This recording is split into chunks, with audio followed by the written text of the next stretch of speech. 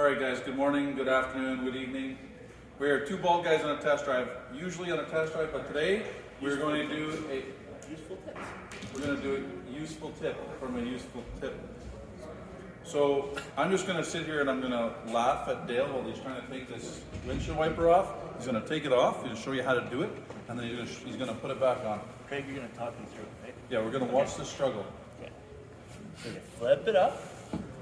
Yeah. Pop that up. There's a little lever right here. See where my finger is? You push that. And then you struggle. And then you struggle a little. Yeah, Oh. what? You need the grimace on his face. Yeah, this is how long it took the first time when we weren't on camera. He almost got it.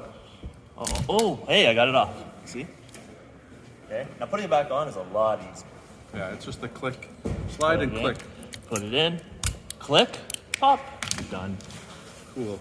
And if you ever have any questions about this, Don't want to do it yourself, our Lube techs could do this for you in a snap. Not like that, but I hope you enjoyed this video from Dale, Craig, two bald guys on a test drive signing off. Have a good day, guys.